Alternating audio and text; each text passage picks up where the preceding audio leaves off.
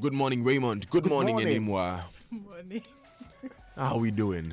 Good morning. We're doing very well. And this laughter too, where is it from? Because I was testing the mic earlier on, she thinks that there's a problem somewhere. I still can't hear myself. But guys, let's say a special good morning to Kojo Opon Nkrumah. Yes. New information minister designate in yesterday's ministerial reshuffle. Kojo used to occupy the chair I'm sitting in. Congratulations to you from all of us in the multimedia group.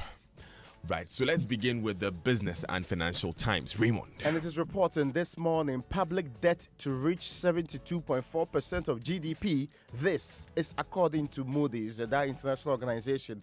And 1D, 1F. Construction of $3 million tomato factory begins. And before you say the amen, please give me number. Number 20. Okay, Let's go. yes, and we move on to Bank of Ghana must apply the law to restore lost confidence. Lawyer Adawini is actually the one saying so. Those are the stories on the front page of the BNFT. And on the front page of the Daily Guide, stop begging Martin Amidu. Nana tells corrupt officials 3 Midland staff charged over brutal cop. Men's Gold denies PMMC claims. Nana drops Otiko in cabinet reshuffle. The Ghanaian Observer is reporting this morning Akufo-Addo's policies addressing geographic exclusion from national development. This is according to the Vice President, and that ministerial reshuffle is on the front page, but they are saying that this is the first list. Says Akufo-Addo drops first ministerial reshuffle, and others have been moved anyway. But Gideon Boako is an inspiration to NPP youth. This is Nana B, and he's talking about the spokesperson of the Vice President. I will not legalize is bold on the front page. I will not legalize homosexuality. Not today, not tomorrow, not under my watch, not during my time. Not And who is speaking, please? the President of the Republic of Ghana. Oh, Okay. you realize it was not me. Did he say today, tomorrow, under my watch? Did he say all those? No, he said the first part. The second part there Is is you. interpretation.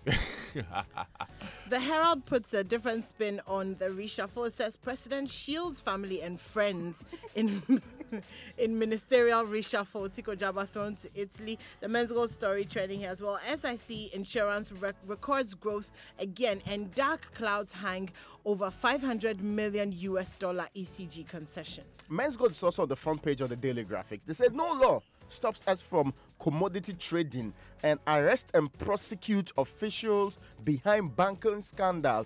This is according to the Christian Council of the Republic of Ghana. The New Weekend Crusading Guide, pretty much the same stories. Political rivalries weakening Ghana. That's according to Cadman Mills. Now, the Chronicle is reporting this morning that now they call it the musical chairs at Jubilee House. That's what they put to wait. And GRA probes ostentatious pastors to ascertain tax compliance. Not the first time I heard the word ostentatious. It was put together with Prof. Legacy, and it was the late President J.E.M. Mills that used it. Ostentatious profligacy. Yeah, he said he will cut down those ones. The Weekend Today puts another spin on the reshuffling. It says Nana keeps all 110 ministers as he reshuffles 15, and a lot of the other stories that are trending as well. The Finder has those stories too, but there's a story you would not be interested in now, but later on you should be. Ignore tax amnesty at your own peril. This is the GRA boss speaking.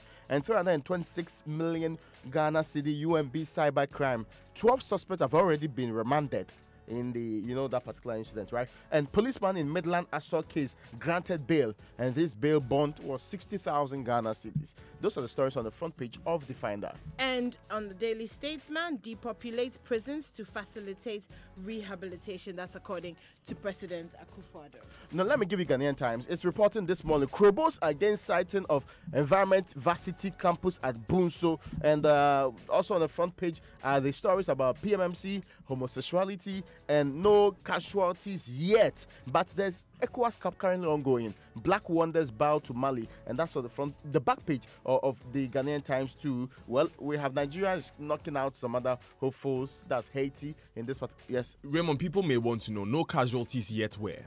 now no casualties at the presidency over the change that's happened. Musical chairs. No Okay, casualties. so it's about the reshuffling. ministerial reshuffle. Yes. Yes, please. Right. Let's begin with that story. Who is going where? But before that, let's hear the Deputy Chief of Staff, Samuel Abu Jenapo, speaking to Evans Mensah yesterday. It's primarily because of two things. One is that the president's inheritance is a unique one. He inherited a poor legacy. He inherited huge legacy debt. He inherited literally every aspect of our national life was running into crisis. I would say in all humility and modesty that President Akufo-Addo is prosecuting the boldest of visions that we probably have seen in the history of our country. So that's Mr. Abu Jinapor, a Deputy Chief of Staff, giving the rationale behind the reshuffle. But Enima, first of all, tell us who is going where. Okay, so the major changes starts from John Peter Amewu. He's the former Minister for Lands and Natural Resources and Acting Minister of Energy. He is now the Minister for Energy. Raymond, interesting story associated with that one. Yes, I think that John Peter Amewu was perhaps meant for that particular ministry from day one. I mean, Amewu has an MBA in finance, he has a postgraduate degree, an executive MBA in international energy and industry management. He also has another master's in petroleum, finance, and taxation. So 3 in all. He's working in that area. He's a co-founder of ASEP. Yes, where his deputy now is also his was colleague. executive director. Yes, his deputy now was his boss. Yes, Dr. Mohammed Amin. Anyway, so now he's been in that sector for a long time too. And at age 34, he was an MC in Hohoi. During John Kufuor's time. I'm sure many may not know that he's been in active politics. He became regional chairman of the NPP prior to the 2016 election. In the Volta region. Yes, in the Volta region, yeah. Okay, so second, Kweku Asama Treme. He was the former Brong-Ahafo Regional Minister. He's now the Minister for Lands and Natural Resources. So he's replacing Mr. Amewu at that ministry. Yes, anyone next? Honorable Kofi Adam, Member of Parliament for Navrongo constituency and former Minister for Sanitation and Water Resources, is now Minister for Aviation. Right. Kofi Adam is known, I mean, he promised that he was going to show visible signs of making Accra the cleanest in Africa in June. We are in August. I don't know if you see them, but that of course, I mean, that was a new ministry with all the structures that ought to be put together. So maybe the new person will continue in a better way.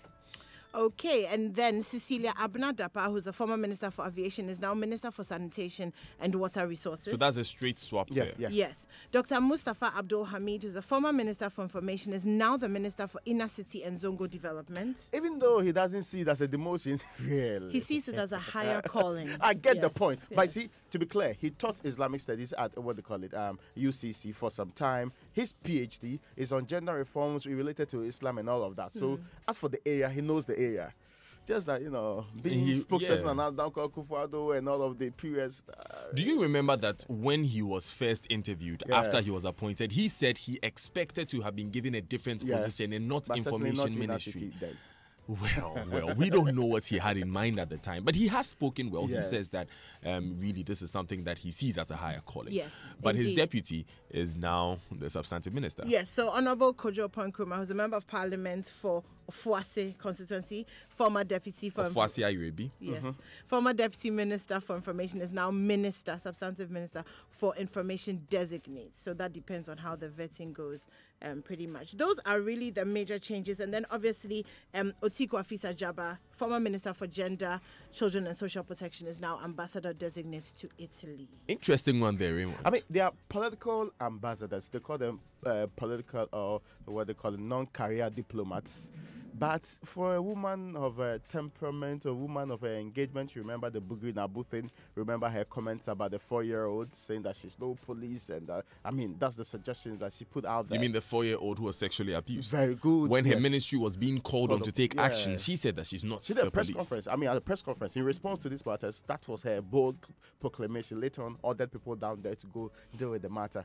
I'm just wondering how we get somebody like that to play a diplomatic role when her commentary has not really suggested any hint of diplomatic communication and strategy. Maybe, some slight training would work in her case.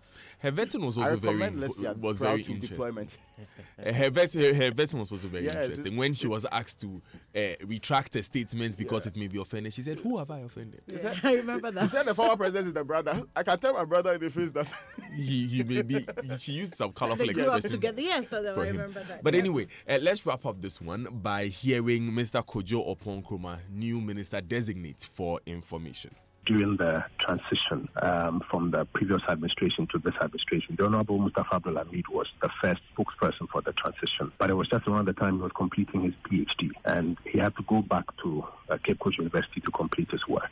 So indeed, that was when it started. That was the first time he called me, asked me to come over and explain to me the challenge, and introduced me to the job. And he left and went back. But eventually, when he was named as minister and asked to choose a deputy, again, he asked the president that he wanted to work with me. And I remember him taking me through what he thought we could do to complement each other at the Ministry of Information. Today, I am humbled that I am asked to sit in his seat and to lead the charge in government communication. And it's a job that I assured the president I will do my very best at. So congratulations once again to Kojo Oppong Nkrumah. Anyway, before we leave off this subject, there are some new entrants to ministerial positions. Yes, indeed. So Honorable Martin Otijaku, who is a member of Parliament for Teshima North constituency, is now the Deputy Brong Ahafo Regional Minister Designate. Also, Honorable Cynthia Morrison, member of Parliament for Agona West constituency, is now Minister for Gender, Children and Social Protection Designate. But you know, Otijaku is the one that removed the former Deputy Education Minister Alex Cheme in that particular. He was the member of Parliament for the area. He's a teacher. He's been in Techiman for a very long time. He's known, and he's a grassroots person. So it's not surprising that he's becoming a deputy minister in that particular region in this case. Okay, and Cynthia finally, Morrison. Yes, she Minister is. for Gender. Yes, she's also a teacher. She's been a caterer for a very long time. Her qualifications are in that particular area. I mean, maybe in social protection and other things, her actions may show, but she's not been a gender advocate that somebody like Paulina has been for a very long time. You mean Paulina Patience Abayagi? Yes. We are friends on Facebook. She's she posts a lot of pictures there. Yes. Okay, well, talking about Paulina, she is the former ambassador to Italy and is now the Upper East Regional Minister Designate. She has a comment that you should be interested in. Some time ago, she said rape has nothing to do with beauty. So this claim that the person's dressing is actually a reason for her to be... And she's an astute gender advocate for a very long time. She's known. And Nima, the way you were nodding at her comment, it seems like you like her already. Hey, don't pull me into this one. No, but it's a good comment. I mean, all right then. Those are not the only ministers. Yes, coming I'm just in, gonna run through the rest quickly. So there's Honorable Evans Opoku Bobie, Member of Parliament for Asunafo North constituency. He is now the Brong Ahafo Regional Minister. There's Honorable Boniface Abubakar Sadiq, who's a Member of Parliament for Medina constituency, former Minister for Inner City and Zongo Development. He's now Minister of State at the Office of the Vice President. There's Roxin Bukari, former Upper East Regional Minister. He's now Minister of State at the Office of the President. Pius Enam Hajide, former Deputy Minister for Youth and Sports, is now Deputy Minister for Information. Perry Curtis Akujeto, former Deputy Minister for Information, is now Deputy Minister for Youth and Sports. So there's a swap there. So you see why there should be a swap there. This guy was suspended. Pius was suspended. Yes. The report showed, and I've heard Kwekubaku read sections of the report, that his minister led the charge against him. So if you know the details, which ended up being untrue anyway, that your minister is the one that said that you were engaged in this and that and ought to be investigated, it would have been a lot of acrimonious relationship between the two, even though he said just last weekend that he had no problems with the minister, even though he said so. I mean, you don't expect them to work the way they ought to work as minister and deputy in this case. So I'm sure that's why he was moved to information, for the information man to be moved to Deputy Minister for Youth and Sports. Yes. Another interesting name there, Roxin Bukari, Upper East Regional Minister, going to the Office of the President. Yes. So he's the one who was named with Otiko Jaba by Bugri Nabu as being people who are fomenting trouble in that area and making sure that when he does his appointment, they are not working properly anyway. So now they are removing him from up there and they are bringing him to the Office of the President. Yeah, no more trouble up. If they are related, Bugri Nabu is no longer regional chairman of the NPP too, so the power system has shifted in that region. Interesting one there. But you need to stay tuned to the Super Morning Show for more analysis on any of these issues. Let's move on, guys, and talk about Raymond, the biggest issue that has been rocking us this week. Okay, so we have been serializing, giving you very revealing details of how UT and Capital Bank collapsed on the heels of the collapse of the other 5 banks in this case. And we've given you, and this morning we'll continue with what the details are for UT as you have done for Capital Bank.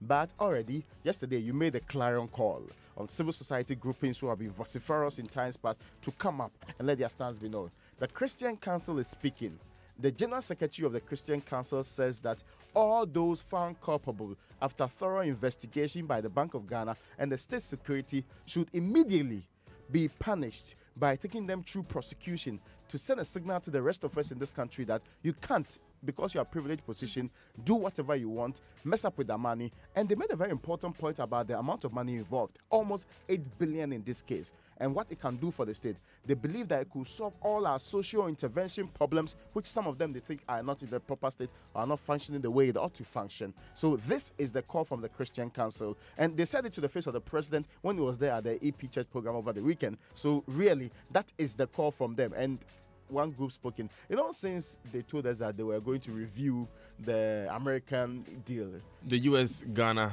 Defense Cooperation Agreement. Very good. We've not been hearing much. We've not really heard from them. So they changed General Secretary. So interesting. Now they are back in full action. We don't know whether they'll still comment on that argument. But want to get us in trouble this morning. I know, right? Okay, let's move on. But that's not the only news about pastors that we have this morning, is it? Yes, the GRA. See, the president over the weekend spoke about churches and their conduct, making it close to possible for them to be taxed. Then, prior to that, I've heard some other civil society groupings saying that the churches and their conduct are also, please probe them and let's know whether I can take money from them. And this debate about taxing churches is a very long drawn debate over a long period of time.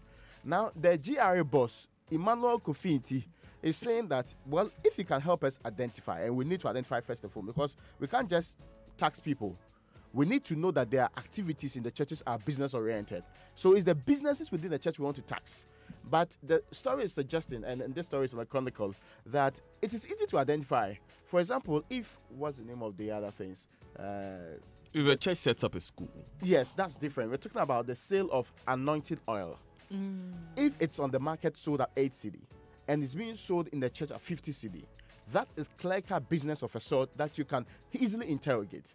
That's what they are suggesting to him. But they say they will generally then have to probe the seeming ostentatious lifestyle of these pastors so that they can determine which part is business oriented and they can be taxed. Well, I'm opposed to it anyway, but I don't know. Anyway, we need money too. So let's move from that subject anymore to another person who is being probed, Men's Gold. Okay, yes. So very briefly, we know that 2 days ago, Israel Laye went to speak to the PMMC about whether Men's Gold actually has a license to operate. They said that they do not have a license to operate.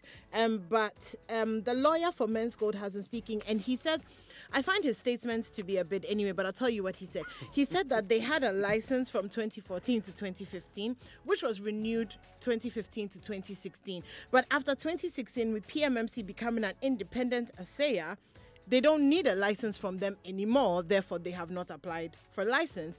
And yet they're saying that the PMMC should provide proof that they don't have a license, whilst actually admitting that they don't have a license because they don't need a license from PMMC. Okay, so I come for a license from you. 2014, and I come for another one in 2015. I don't renew it. You tell me I don't have a license, and I tell you it's true I don't have a license. But no, I tell you that I don't need to get a license from you. But then again, prove I don't have a license. Yes. Okay, so that's what has been said. Yes. Great. Let's move on. And we have a little more time, Raymond. So let's talk about the public debt reaching 72.4% of the GDP. So this is a projection from Moody's, and they're saying that with all the bonds and the other expenditure overruns that are likely to happen within the period and the borrowing that we are likely to do from now to the end of the year, our projection may not be met. You know that when we did some action, when we increased our projected and the expectation of GDP, the debt to GDP ratio reduced significantly to somewhere around 60%. They moved to 63 along the line and is actually still hovering in the 60s. But the assertion from Moody's, yes, that international organization has some reputation anyway, yes. And they are saying that all the things that we are putting in more expenditure on, hopefully when the 8 billion that we are going to virtually waste on these banks happen to add on, then we may be going beyond the 72% because it was not projected at that time to be part of the expenditure. Well, we've already gone for 2.2 billion of that, haven't we? Because that was for UT and Capital Bank. at least we have put 2.2 billion of our money in European Capital Bank Yeah. already, and then we are going to put another 5.7 billion. yes. So that's about 8 billion. But we haven't counted about 1.4 billion liquidity support we extended to these two banks No. during their Now that we are operations, pretending and closing our eyes and letting it go. which the banking experts like Nanotio Echambon have told us that it's very unlikely we'll get We'll back. get the money back. Though Yeah. we should have been able to get back. So we are still waiting. You know, since the Christian Council has spoken, we thank them. But of course, there's also the Office of the President, Oh, numerous you are civil retweeting society your cause. organizations. Yes, I just believe that 8 billion Yeah. is a lot of money, and that we should all be concerned about it, and we should all speak out about it. That's the only thing that we have been saying since then. But let's go online now, shall we? We will do. Let's go online. And the online news review is brought to you by Zenith Bank in your best interest. Goyle, good energy. And download the Safe Doctor app now from the Google Play. Safe Doctor, the future of better medical care. Now, you've got great love for your vehicle. You want the engine to last longer and perform to its maximum. It's okay. Goyle has the new super synthetic 5W20 and 5W30 lubricants for you. These specially engineered superior engine oils work efficiently on all modern petrol and diesel engines. They clean, protect, reduce fuel consumption, prolong oil change intervals, and enhance engine performance from startup till you switch off. Go to any Goyle filling station and grab the new Goyle super synthetic 5W20 and 5W30 lubes. Engineering innovation for your vehicle has arrived. Goyle Good Energy. Now, the Skills Development Fund invites all micro, small, and medium enterprises across the country to apply for grant support to improve the capacity of their workforce for enhanced productivity and competitiveness. Public and private training institutions are also invited to apply for support to develop innovative training content for the private sector. The application window is open till 31st August 2018. Enterprises in agribusiness and renewable energy sectors, and those owned or managed by women are especially encouraged to apply. To apply, visit sdfghana.org, Skills Development Fund, Scaling Ghana for Sustainable Development. Now is the time to own a Zenith MasterCard. Apply for a Zenith MasterCard debit or prepaid card from any Zenith Bank branch nationwide and enjoy two great things: no issuance fee and a chance to receive a gift of a prepaid card with a preloaded amount of the CD equivalent of $50. Exciting, isn't it? Don't be left out. Sign up for your Zenith MasterCard debit or prepaid card today.